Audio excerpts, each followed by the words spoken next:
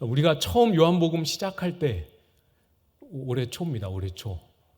가물가물하시겠지만 예수님을 이 요한복음이 처음 소개할 때 태초부터 계신 말씀이신 하나님 이렇게 소개하면서 시작했었지요. 기억나시는지 모르겠습니다. 그러면서 금방 이어서 또 다른 말씀으로 예수님을 소개하셨습니다. 참빛 곧 세상에 와서 각 사람에게 비추는 빛이 있었나니. 예수님을 세상을 비추시는 빛으로 말씀하십니다. 오늘 그리고 다음 주에 걸쳐 2주에 걸쳐서 이 말씀 우리 같이 묵상하려고 하는데요. 어두움에 물들어 있는, 어두움이 짙게 드리워져 있는 세상을, 그리고 그 세상에 속한 각 사람을 비추시는 예수님, 우리가 같이 묵상하고 같이 그 주님을 만나는 시간 가져보려고 합니다. 아마 이 묵상을 하다 보면 우리도 미처 몰랐던 가운데 얼마나 이 어두움에 많이 노출되어 있는지도 발견하게 되지 않을까 싶습니다.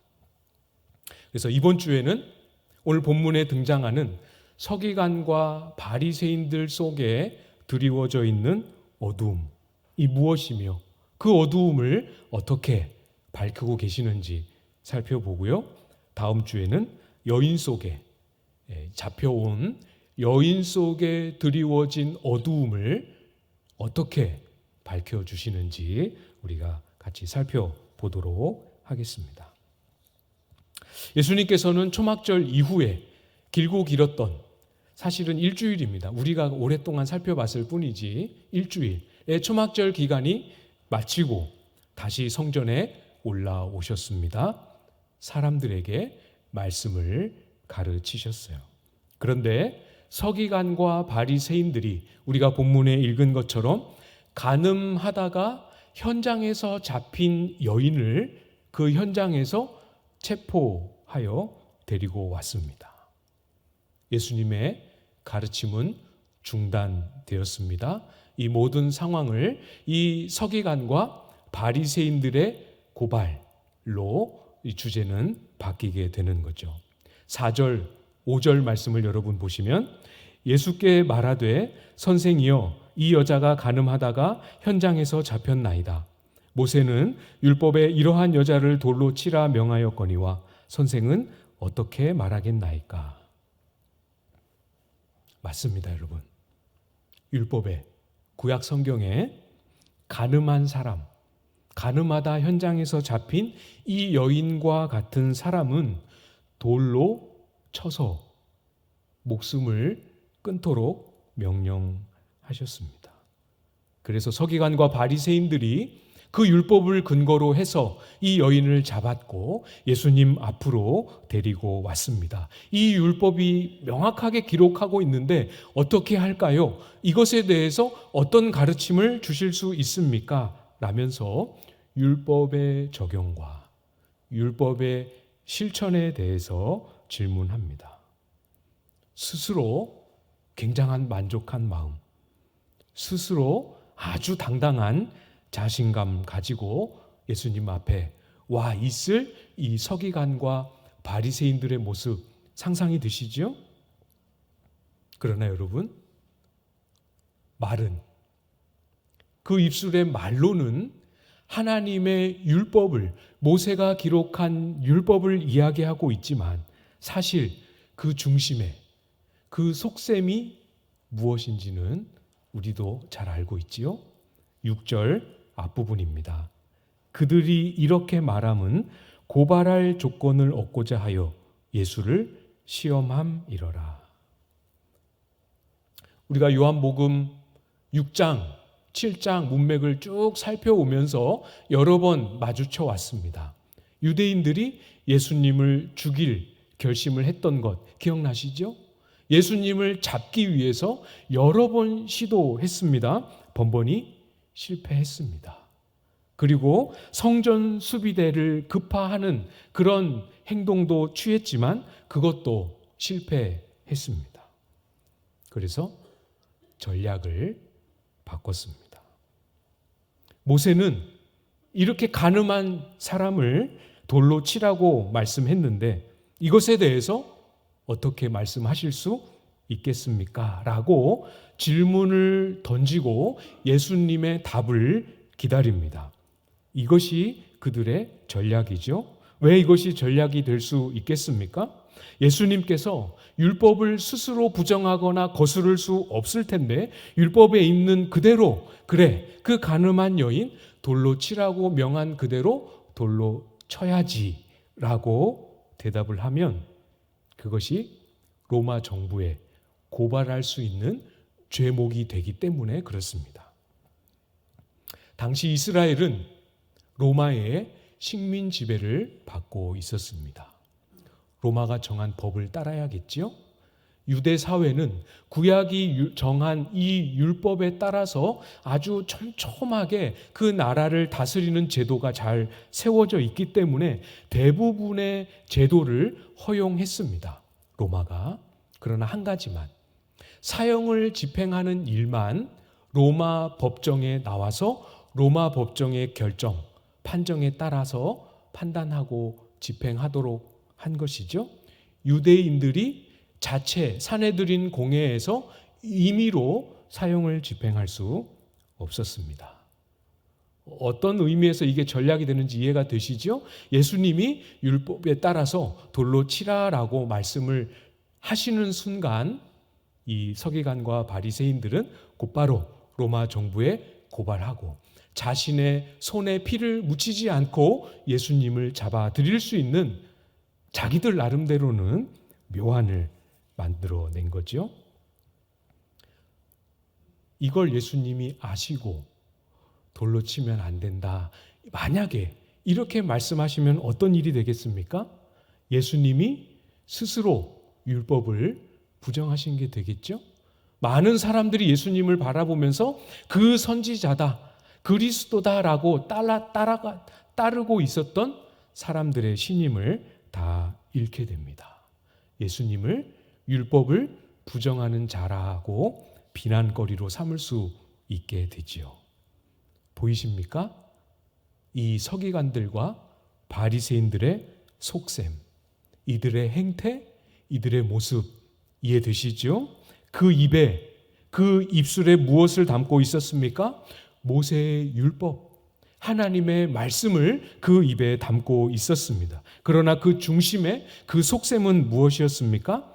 하나님의 아들을 대적하는 속셈을 품고 있었습니다. 경건한 척, 율법을 따르는 척, 하나님의 말씀의 소원과 열정을 가지고 있는 척 하지만 사실은 율법에 드러나 있는 하나님의 뜻에는 조금도 관심이 없었습니다. 이 율법의 순종함을 통해서 죄 가운데 빠져 있는 그 영혼을 돌이키게 하고 살리고 일으키는 그 일에도 전혀 관심이 없었습니다. 그들 가운데 있는 악을 제함으로 공동체를 거룩하게 하는 일에도 전혀 관심이 없었습니다.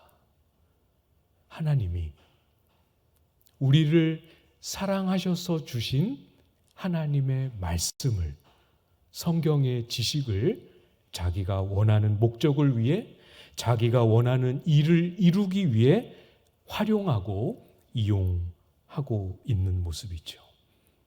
어떻게 이럴 수 있을까요? 서기관과 바리새인들, 적어도 이 여인을 예수님 앞에 잡아오는 이 일에 공모한 이 사람들 정말 나쁜 사람들이죠? 정말 악한 사람들이죠?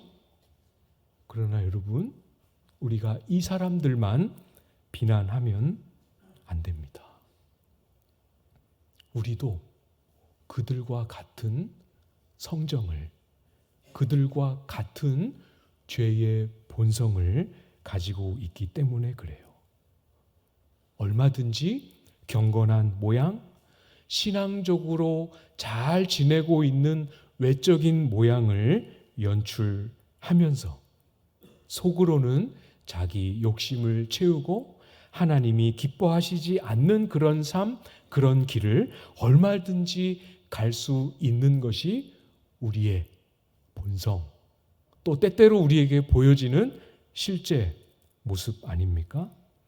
내 속에 하나님을 만난 실제가 없어도, 하나님을 사랑하는 이 참 신앙이 내 속에 없어도, 영혼을 불쌍히 여기는 하나님 아버지의 긍휼이 내 속에 없어도, 예수님을 잘 믿고 아무 문제 없는 척 우리의 겉을 꾸밀 수 있는 것이 저의, 여러분의, 우리의 모습이지요. 그래서 우리 속에 실제로 어떤 일이 벌어지게 됩니까? 한 입으로 하나님을 찬송하고 동시에 한 입으로 사람을, 하나님의 형상을 따라 지음받은 사람을 저주하는 이 두 가지가 우리 속에, 우리의 삶에 같이 공존하게 됩니다.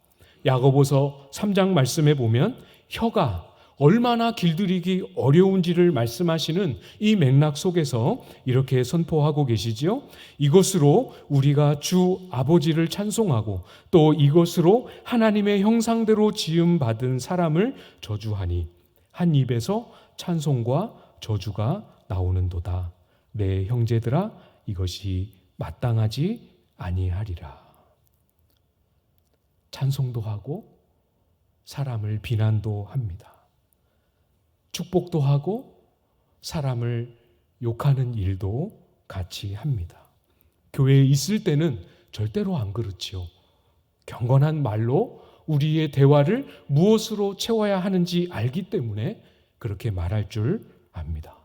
그러나 밖에 나가서는 거칠게 말하고 거칠게 사람을 대하면서 권리를 주장하고 배려하지 않고 사람들에게 상처를 주는 일을 서슴없이 할 수 있지요. 오늘 본문에 등장하는 여인처럼 내가 함부로 말할 수 있는 약점을 잡거나 내가 함부로 해도 될 것 같은 아랫사람이거나 내가 함부로 해도 될 것처럼 그의 죄와 그의 허물을 발견하게 되면 무섭도록 그의 약점을 붙잡고 말은 하지 않는다 할지라도 우리의 마음이 얼마나 많이 비난하고 공격하고 허물하는지 모릅니다. 다른 사람이 흔들리고 무너지고 실패할 때 그것을 그렇게 나의 자랑 삼고 나의 의 삼아서 거봐, 그 사람 그럴 줄 알았어. 말로는 안 하지만 정말 기다렸다는 듯이 그것을 자기의 자랑 삼아 말하고 싶은, 자기는 그렇지 않다는 의를 마음에 간직하고 싶은 유혹에 정말 잘 넘어가지요. 어떻게 그렇게 잘 아냐고요? 저에게도 똑같은 마음이 왜 없겠습니까? 여러분은 안 그러실지 몰라도 안 그러시기를 정말 바라지만 저는 그랬었습니다. 우리 주변을 한번 둘러보십시오. 신앙생활 잘하다가 신앙의 자리를 떠난 사람들, 또는 신앙생활을 해본 적도 없지만 교회에 대해서, 기독교 신앙에 대해서 반감과 거부감을 가지고 있는 사람들의 고백, 그들의 이야기를 들어보십시오. 다 동의해 줄 수는 없지만 얼마나 많은 사람들이 교회 다니는 아무개로 인하여 상처받고 그의 행실로 인하여 실족하고 교회 다니는 사람의 삶의 모습이 그러하다면 나는 그 하나님 안 믿겠습니다 말하는 사람들이 주변에 얼마나 많습니까? 그런 이야기 들어본 적 있으시지요? 한 번씩 언론에 보도되는 교회에서 일어났다고 하는 충격적인 소식과 뉴스의 내용들을 들어보십시오.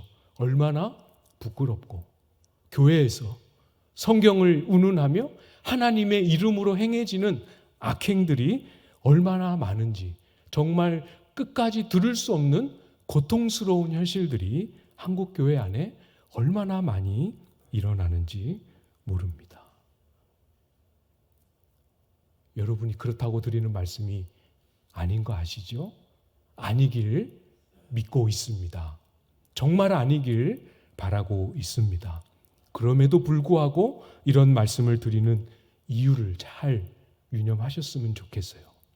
우리도, 저도, 여러분도 이렇게 아파하는 한국 교회 안에 속해 있는 한 지체입니다. 우리의 형편 할 때 우리 광안제일교회 형편만이 아니고 한국 교회가 어떤 형편에 있는지 알고 잘 분별하고 깨어 있어서 기도해야 하는 거죠. 오늘 본문의 서기관과 바리새인들이나 한국 교회나 과연 얼마나 많이 다른지, 얼마나 다르다라고, 우리는 그렇지 않다고, 한국 교회는 그렇지 않다고 얼마나 선명하게 말할 수 있을까요? 여러분, 교회 안에도 주님이 밝혀주셔야 하는 어둠이 많이 들어왔습니다. 교회 안에도 세상이 많이 들어와 있습니다.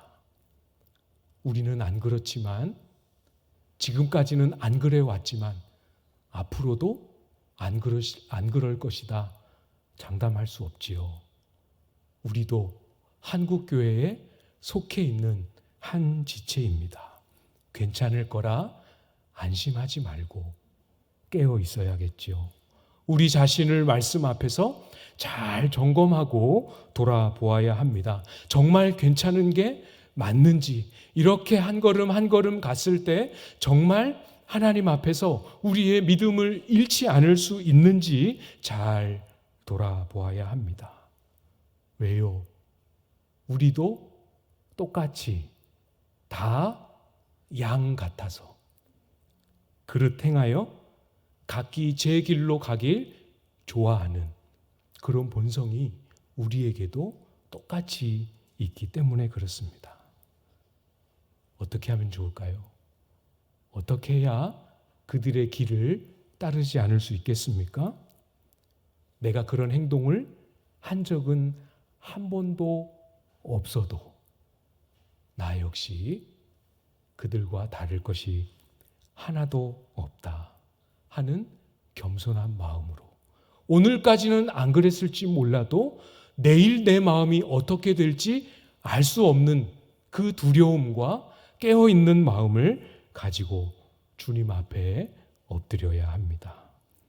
바울도 죄인 중에 내가 괴수다 이렇게 고백하지 않았습니까?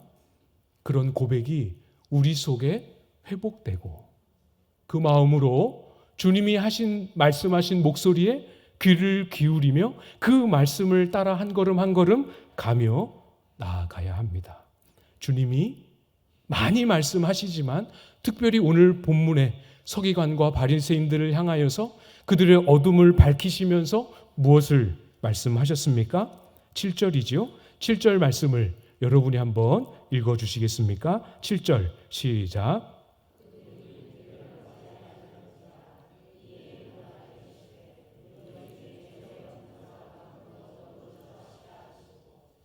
네, 너희 중에 죄 없는 자가 먼저 돌로 치라.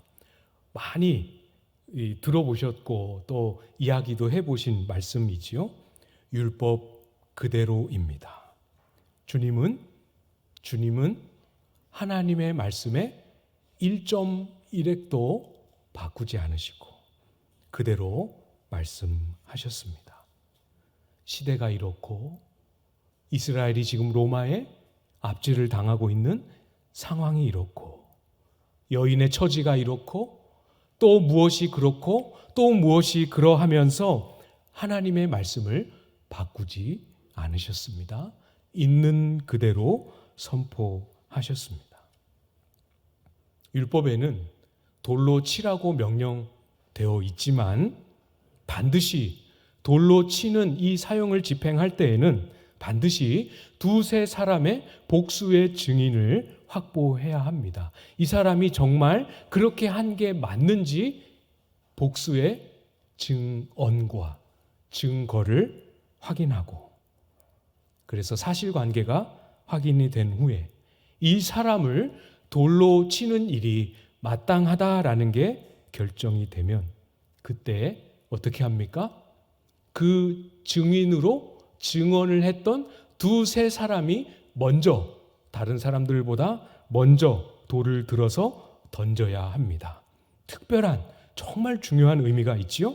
내가 목격한 바, 내가 목격하고 증언한 이 내용이 사실임을 책임지는 겁니다. 그렇죠? 만약에 그게 위증이면 돌을 들어서 그 사람에게서 피를 흘린 죄가 그 위증한 사람에게로 돌아오게 되는 거죠. 또 한 가지의 의미는 그 목격한 자가 먼저 돌을 들어 던짐으로 인해서 공동체 가운데 악을 제거하는 일에 앞서서 책임을 진다. 그런 의미가 담겨 있습니다. 예수님께서 죄 없는 자가 먼저 돌로 치라 이렇게 말씀하셨을 때 돌로 던졌습니까? 못 던졌습니까? 아무도 돌을 들지 못했지요? 왜 못했습니까? 죄가 있기 때문에 그렇습니다. 그들이 했던 증언, 그 어떤 증언도 사실이 아니었습니다. 4절에서 이 여자가 간음하다가 현장에서 잡혔나이다 라는 이 말은 사실이 아닙니다. 위증입니다. 거짓입니다. 어떤 의미에서 거짓이겠습니까? 간음은 혼자 할 수 있는 죄가 아니지요. 이 혐의가 사실이려면 같이 범죄한 남자도 끌고 왔어야 합니다. 안 데리고 왔죠? 어떤 학자는 그 남자와 사전에 모의를 하고 매수를 해서 이 여인을 올무에 빠뜨린 거다 이렇게 해석하기도 합니다. 그런 사례로 우리가 해석을 하든 아니면 정말로 현장에서 범죄한 사실을 확인했지만 그 남자는 어떤 이유에서든 돌려보냈든 이 증언은 사실이 아닙니다. 데려오지도 않았고 언급도 하지 않았다는 사실 자체가 이 서기관과 바리새인들 중에 그 누구도 먼저 돌을 들어서 내 증언이 참됩니다 입증하고 책임질 수 없는 위증의 죄를 범하고 있는 거지요. 죄 없는 자가 돌로 치라 말씀하실 때 주님은 아셨던 거지요. 이미 그들이 율법을 범하고 있었습니다. 자신의 실상이 드러나자 어떻게 합니까? 하나씩 그 자리를 떠나 물러갑니다. 우리는 물러가면 안 됩니다. 그 자리에서 미처 예상치 못했던 우리의 실상이 드러나는 그 자리에서 물러가면 안 됩니다. 거기서 인정하고 엎드려야죠. 죄 없는 자가 먼저 돌로 치라 하신 그 말씀은 너희 중에 돌을 들 만한 자격이 있는 사람, 그렇게 깨끗한 사람, 그렇게 남을 정죄할 만큼 아무 죄도 없는 사람은 한 사람도 없으니 다 물러가라 그런 말씀이 아닙니다. 너희의 실상을 보라. 너희 중에 있는 죄, 너희 중에 먼저 범하고 있는 그 악을 먼저 제하라 하시는 말씀이지요. 신명기 22장에서도 이 말씀을 어떻게 적용해야 되는지 분명히 말씀해 주셨습니다. 어떤 남자가 유부녀와 동침한 것이 드러나거든 그 동침한 남자와 그 여자를 둘 다 죽여 이스라엘 중에 악을 제할지니라. 이스라엘 중에 악을 먼저 제하고 너희 중에 악을 먼저 제하라 말씀하십니다. 남자를 먼저 돌려보내고 그 남자를 돌려보냄으로 인해서 이스라엘의 진영에 여전히 간음한 음행의 죄를 남겨둔 자신들의 악한 본성을, 악한 괴계를 주님 앞에 고백하고 엎드리고 그 죄를 제거하기를 원하신 것이지요. 주님께서 말씀하신 그 의도가 무엇인지 우리의 마음에 잘 새길 수 있기를 바랍니다. 우리에게 먼저 악을 제하라. 우리 속에 죄를 괜찮은 것처럼 남겨두지 말고 먼저 제거하라 말씀하십니다. 그 주님 앞에 우리의 자신을 정직하게, 진실하게 돌아보실 수 있기를 부탁을 드려요. 우리의 힘으로 안 되지요? 주님 앞에 엎드려야 합니다. 주님, 저의 죄와 저의 악을 제하여 주십시오. 간구하십시오. 한 번, 두 번 하나님의 은혜로 말미암아 안 될 것 같은 우리의 허물, 사라지지 않을 것 같았던 우리의 죄악이 실제로 우리의 삶에서 멀어지고 그 죄로부터, 그 악한 생각과 행실로부터 자유케 되는 능력을 한 번씩 경험하게 될 때, 그럴 때 비로소 죄 가운데 있는 다른 영혼을 돌보고 그들의 영혼을 섬기고 그들을 이끌 수 있는 지혜와 능력과 열매를 우리 가운데 주시지요. 주님, 맞습니다. 저도 오늘 본문의 서기관 바리새인들과 다를 바가 하나도 없습니다. 하는 마음으로 주님 앞에 인정이 되는 고백이 살아나는 분들 있으시지요? 우리 죄를 없이 하시는, 우리의 악을 제거하시는 십자가 복음의 빛이 그 고백을 붙잡으시고 열매 맺게 하실 것입니다. 12절 말씀해 보시면 예수께서 또 말씀하여 이르시되 나는 세상의 빛이니 나를 따르는 자는 어둠에 다니지 아니하고 생명의 빛을 얻으리라. 복음을 따르십시오. 십자가를 따라서 우리를 빛의 자녀 삼으셨고 우리를 십자가로 말미암아 죄로부터 건지시고 용서하실 뿐만 아니라 죄를 이기고 죄와 싸워 승리하고 다시는 죄 아래 굴복당하지 않을 수 있는 죄로부터의 자유함을 주셨음을 정말로 믿고 죄와 싸워 이기며 승리하여 주님을 따르는 삶, 어둠에 다니지 아니하고 주님 따라 빛 가운데 행하는 삶, 우리의 삶에, 우리의 교회에 온전하게 뚜렷하게 꼭 회복될 수 있기를 바랍니다. 그렇게 할 때 우리가 주님 앞에 드리는 작은 기도, 작은 섬김이라 할지라도 하나님 그 깨끗한 기도, 그 깨끗한 섬김을 사용하시고 세상을 밝히시는 그 빛을 비추시는 도구로 저와 여러분을, 우리 광안제일교회를 빛 가운데 사용해 주실 것을 믿고 주님의 이름으로 축복합니다.